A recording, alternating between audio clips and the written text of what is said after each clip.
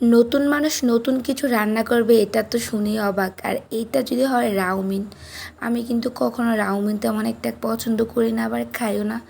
কিন্তু আজকে রাউমিনটা দেখে খাইতে মন চাইতেছে। তো রাউমিনটা দেখে কেমন হয়েছে তো আপনারা শুরুতে ভিডিওটা দেখলেই বুঝতে পারবেন। তো আজকে আমার তালতো বোন আমাদের বাসায় আসছে। তো উনি নাকি অনেক ভালো রাউমিন রান্না করতে পারে। তো আমি ওইখানে শুকনা মরিচগুলো আগে তেলে এখানে ভেজে নিয়েছি, আর ওইখানে গরম পানি বসাই নিয়েছি, আর ওইখানে নুডলসগুলো দিতেছে। কারণ রাউমিন রান্নায় তো একটু ঝোল ঝোল থাকবে, আর জাল জাল পাইছে একটা। এখানে সরিষা তেল দিয়ে নিয়েছে, তারপরে দিবে এখানে শুকনা মরিচের গুঁড়া, হলুদের গুঁড়া, আর টমেটোর সস। মানে এখানে সব ধরনের মশলাই দিতে হবে। আর নতুন রান্না করলে যা হয় গাইস, তো রান্না করতে গিয়ে এখানে এই যে মশলার প্যাকেটের যে কাটতে গিয়ে ওইখানে কিন্তু আমরা একটা ম্যাজিক মশলা ইউজ করছি। তো আপনারা চাইলে কিন্তু করতে পারেন। তো এখানে সব ধরনের মশলা ইউজ করার পরে আমি শুকনা মরিচগুলোও দিয়ে নিলাম। আজকে রান্নাটা স্পেশালভাবে করার কারণ কি, আজকে হয়েছে কোয়েল পাখির ডিম দিয়ে রান্না করতেছি।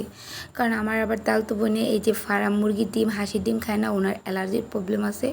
তো এখানে এই জন্য কোয়েল পাখির ডিম দেওয়া হইতেছে 5টা।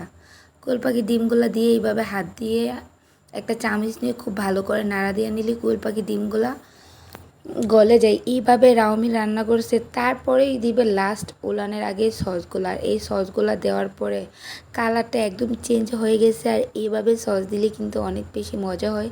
আর আপনি কিন্তু এখানে টমেটো দিতে পারবেন। তো আমাদের বাসাতে টমেটো ছিল না, ওই জন্য এটা স্কিপ করলাম।